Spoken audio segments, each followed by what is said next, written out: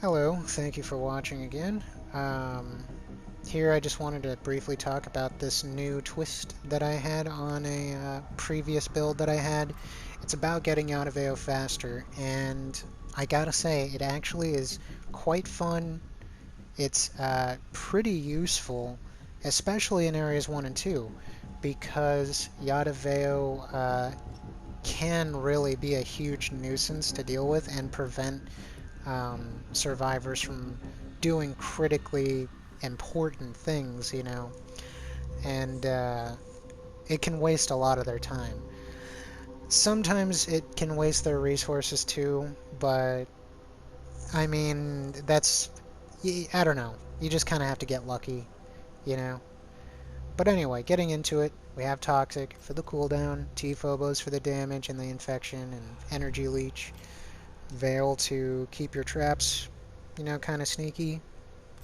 Virus Mine is good for infection, and it's one cost in Area 3. And then, of course, we have the Infection mod. That was the previous build that I was using. Now, the difference here is we lose one viral canister, two, and we also lose the unstable generator, and instead we have these two things here for, better cooldown. Um, there is a little bit of room here, and you could go Researcher's Brain. I just don't feel like it's as good. I don't feel like the movement speed is really worth the health. Um, for the deck, pretty much the same. The only thing that we did was we took out the discount, made it power limiter mod, and changed the barrier to the invincibility dart.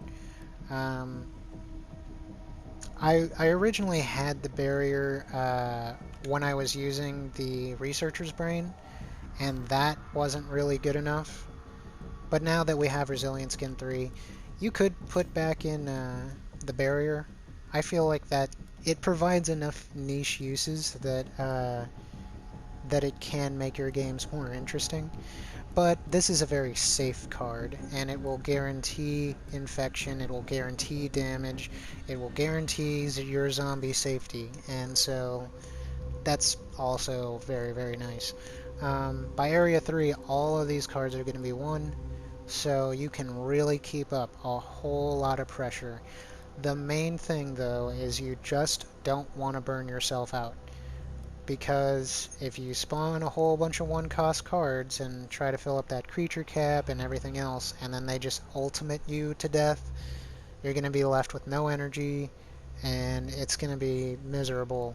And God help you if you get like bad card rotation and you have like this dart and this spray, like when there's absolutely no zombies out. That's how you can lose multiple cores. I mean, they take out your first big wave, and then, like, if you don't have anything, they could very easily take another core if you're not careful. So, that's just the main thing to remember with this. But I've tried it out a little bit, and man, it is pretty effective. Just as long as Yateveo isn't being a stupid frickin' plant. I don't even know. Like, cause sometimes he'll do his auto sort of tentacle slap, where you don't have to manually aim it, but sometimes it just gets locked for me, and he will not auto fire, and I have to manually put in where I want the tentacle slap to go, and it slows everything down, and it is awful. It has cost me games, and I know that might sound like excuses, but no, man, not even kidding. Like, I was on a biocore, and like they just whacked away at it, in between getting slime shotted and tentacle slapped, but I wasn't able to hit them fast enough to actually kill them. And my lord, that was the most frustrating thing, or at least one of the most frustrating things that's happened to me in this game. A bad, clunky Yateveo is just awful. But you're gonna get them often enough that it's gonna be not too bad. You can afford to make mistakes. Yateveo can be a knucklehead some of the time, but you'll eventually get a good one, because you're going to get them a lot. And like I said, well, actually, I don't know if I said this yet. Maybe I did, maybe I didn't. But in Area 3, you get Yateveo in under a minute. And that's without doing any kind of damage to survivors or killing them or anything. So you throw that on top of there, you might actually get them even a little bit faster. And yeah, it's pretty crazy, you know.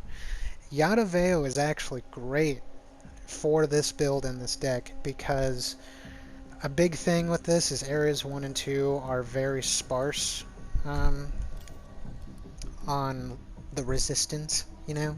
You can't throw too much their way because the cost of this deck is so high early on. But when you have Yateveo so often, you really can slow them down quite a bit as long as you make sure that your Yateveo spawns aren't too bad. Like, you know, maybe putting him in front of doors or hallways or anywhere where they can't just run away. Like, they have to get to a certain spot. That's where you want to put Yateveo. And it will get annoying for the team, trust me. So, anyway, that's about it. I was maybe going to do like the practice match, but I mean, this is pretty much.